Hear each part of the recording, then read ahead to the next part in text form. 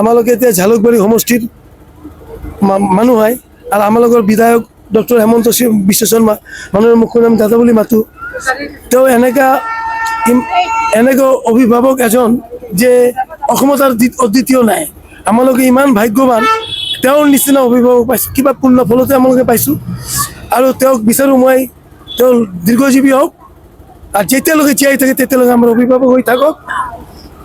অসমৰ মুখ্যমন্ত্ৰী থাকিবই আৰু মই ভাবোঁ অদূৰ ভৱিষ্যতত 2-3টা টাৰ্ম হয়তো মুখ্যমন্ত্ৰী থাকিব, তাৰপিছত ভাৰতবৰ্ষৰ প্ৰধানমন্ত্ৰীৰ ৰূপত অৱতীৰ্ণ হৈ ভাৰতৰ নেতৃত্ব লওক। বৰ্তমান যি তেওঁৰ কৰ্মৰাজি আজিলৈকে কোনো চিফ মিনিষ্টাৰে কৰিব পৰা নাছিল।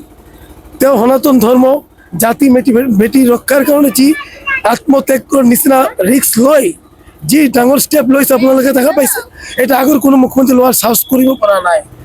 তেওঁৰ দীৰ্ঘায়ুৰ লগতে তাৰ আগন্তুক দিনত আগবাঢ়ি যাওক আৰু অসমৰ উন্নতি আৰু যেনেকৈ আমালোকে শান্তি সমৃদ্ধিৰ প্ৰতি আগবাঢ়ি আছে এনেকৈ যেনে এক হওক। আৰু আমি আপোনালোকৰ মাধ্যমত সকলো সনাতনী ধৰ্মিক মানুহক এটাই অনুৰোধ কৰি কওঁ যে একগোট হৈ দাদাৰ হাত শক্তিশালী কৰাৰ কাৰণে নিজৰ ব্যক্তি স্বাৰ্থ পাহৰি তলৰ কোনো নেতৃত্বৰ কোনো বেয়া ব্যৱহাৰ অসন্তুষ্ট হৈ অভিমান নকৰি দাদাৰ চিন্তা কৰি তেওঁৰ কাৰণে সকলে বিপুল পৰিমাণে ভোট প্ৰদান কৰি তেওঁক বিপুলভাৱে বিজয়ী কৰি তোলাৰ কাৰণে আগবাঢ়ি আহক।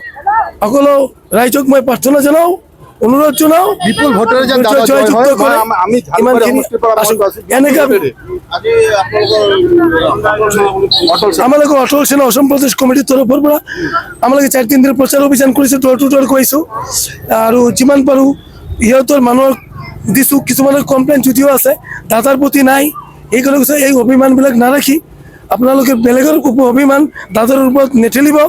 দাদা আমাৰ কাৰণে যি কৰিছে সেইটো দেশৰ এবং জাতিৰ এবং ধৰ্মৰ ৰক্ষাৰ ক্ষেত্ৰত যি কৰিবলগীয়া এই কৰিছে।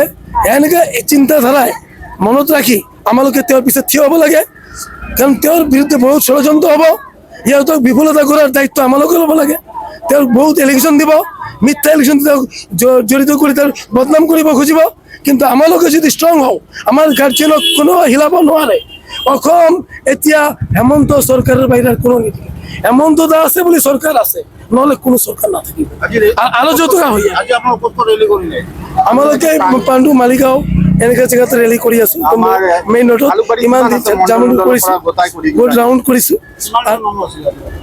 দুপৰীয়া মানত 200মান মানুহ আছিল, এতিয়া কমি বহুত ৰাতি হ'ল ভাইটগণে ৰখি এতিয়া আমি বুথ নহয়, আমি অটল সেনা, আমি পাৰ্টিকুলাৰ এটা বুথত নহয়, বিজেপিৰ মিছনতে আছোঁ। মানে গোটেই মানুহ যিহতেই হোক আমাৰ তাত আহিব পাৰে। আমালোকে অটল সেনা সমাজসেৱা অৰাজনৈতিক সামাজিক সংগঠন, ব্যক্তিগত মই ৰাজনৈতিক পোষ্টত যদিও আছোঁ, আমি সামাজিক সেৱকো হয়।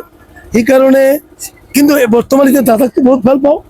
আমি ৰাজনীতি কি বস্তু ইমানটো বুজি নাপাওঁ, তেওঁক চাই মই ৰাজনীতিত আহিছোঁ আৰু তেওঁ যেতিয়ালৈকে আছে মই আছোঁ আৰু যি কৰিব লাগে মই কৰিম। তন মন ধন দি যিমানখিনি সেৱা আগবঢ়াব মানে মই আগবঢ়াই যাম। আৰু মই বিচাৰোঁ তেওঁ আগত চিফ মিনিষ্টাৰ অসমক এক বিশাল ৰাজ্যত পৰিণত কৰি ইণ্ডিয়াৰ ভিতৰত সৰ্বপ্ৰথম স্থানত লৈ আহিব বুলি মই আশাবাদী।